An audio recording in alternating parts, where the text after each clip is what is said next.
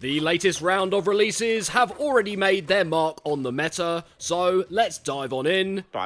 To the tournament data. Starting off with Meteor Dragoon, there was a lot of initial negativity in regards to this blade when it was first released, owing largely to the high skill floor required to make it work. However, this blade has already seen wins on 060 level, 160 level, and 770 level, as well as on 760 zap, as well as in a second place deck containing Meteor Dragoon on 960 rush and on 560 elevate, proving that it can spin steel effectively, even if it's not as much of a beast as Cobalt Dragoon in that regard. I personally prefer Meteor Dragoon on 360 or 370 kick. It's got a meaty punch and phenomenal stamina considering the blade is imbalanced and has a significant amount of rubber on the contact points. I, however, am still seeing a lot of negativity about this release, so hopefully these wins will help to convince some of those detractors. And we've even seen a tournament win for Shark Scale on 170 Jolt. I mean, if any part is going to see a win, it has the best chance on Shark Scale, but I like everything about Jolt. It's got a lot of strength, great stamina, and is relatively easy to control, so I wouldn't be surprised if we see this bit pop up on a variety of more offensive builds in the near future,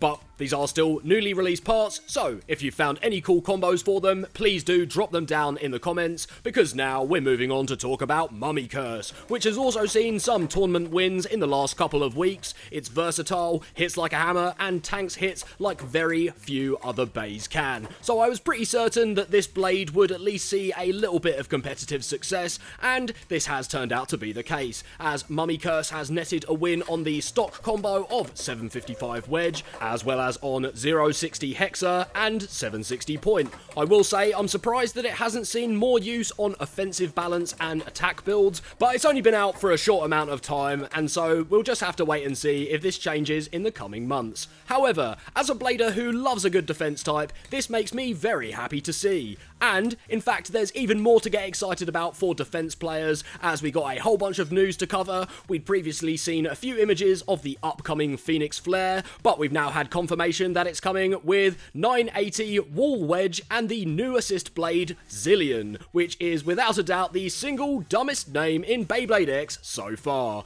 It's a defense type bay, although based on the shape it could easily be quite a versatile blade. Defense type blades have a history of being used on all sorts of builds in Beyblade X. Hover Wyvern, Golem Rock, Nightmail, the list goes on, and so I expect that Flare will follow that trend. And Wedge continues to be one of the most popular defense bits currently in the game right now, and although not widely used, Wall Ball has seen enough wins that we can assume Wall Wedge will also be viable, although that does of course remain to be seen. And they've also revealed the contents of the BX48 random select booster, and I have kind of mixed feelings about this, as there's some great looking bays in there, and it's a really interesting precedent for re-releasing previously hard to obtain versions of bays. But I'm not the biggest fan of coated bays, although that's just my own personal preference. They look stunning, but I just feel bad for using them, and all the parts are kind of over the place a bit. You know, it's like some are quite good to have, but was anyone really asking for another 385?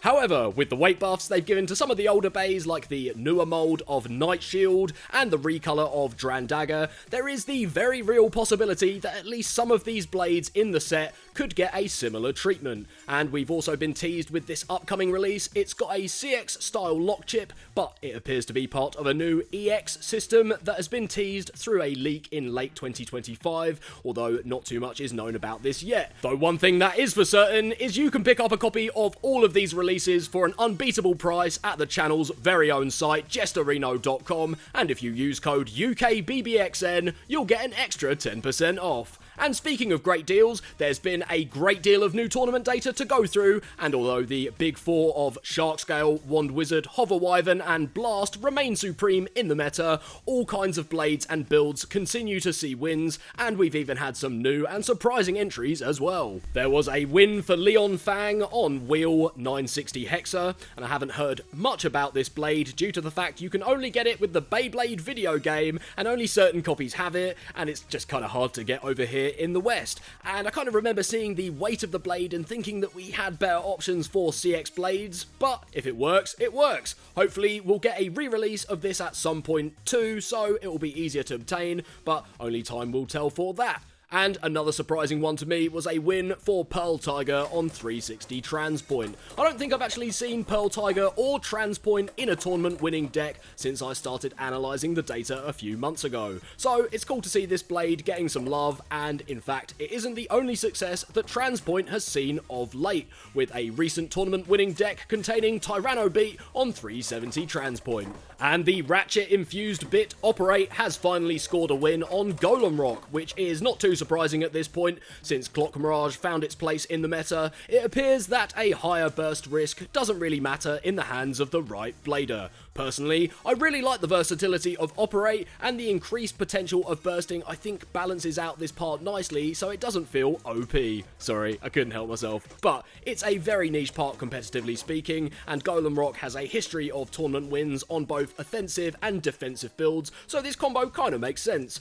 Plus, Dot finally gets on the board with a win on Silverwolf on 560. I'm a big fan of Dot as a defense bit for its stamina, counter-attack potential, and high burst resistance, but in recent months, I've not actually seen it in any tournament winning decks. Until now. And I'll give a special shout out to the second place deck that contained Hover Wyvern on 960 Dot, as this is one of my all-time favourite combos. Am I saying this person copied me? Yes, absolutely. Everyone knows I actually invented Dot, and my team of rabid Beyblade lawyers are on the way to this blader's house as we speak. But what's really wild is how we went for months with no tournament wins for Sol Eclipse, and now there's been 4. Combos that saw success for this blade are Sol Eclipse Heavy 160 Rush and Sol Eclipse Wheel 360 level. And then with the weighted lock chips, we've seen Emperor Eclipse Dual 970 Wall Ball, as well as on Heavy 450 Low Rush. And even Hunt has finally seen some recent success as well, with Wolf Hunt / 560 Rush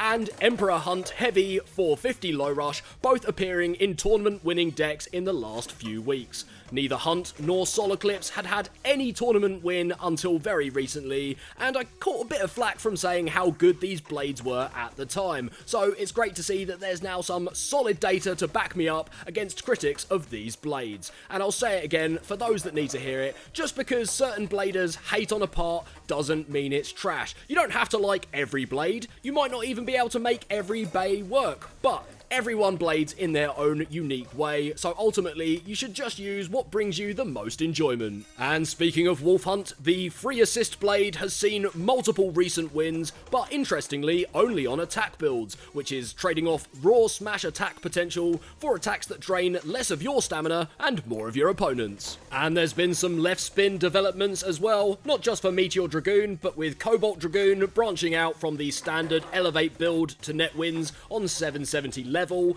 and level builds have seen numerous wins on this blade in the past and in recent weeks as well. But a bit more of an unexpected win came from Cobalt Dragoon on 160 point, and a couple of second place decks featured Cobalt Dragoon on 160 kick, and the left spinning Lightning El Drago upper version on 455 elevate. So it appears that it is a very good time to be a left spin blader. And fans of the CX line are probably also quite happy as well. Obviously we mentioned earlier in the video about the success of Wolf Hunt and Sol Eclipse, as well as the continuing success of Emperor Might and especially Pegasus Blast. However, we've also seen Dran Brave and Wizard Arc see some tournament wins in the last few months as well. Additionally, the tournament data shows that the Heavy Assist blade has done well to buff up the CX line, most notably on more offensive blast builds such as Pegasus Blast on Heavy 3 or 960 Low Rush or Rush, as well as Emperor Blast Heavy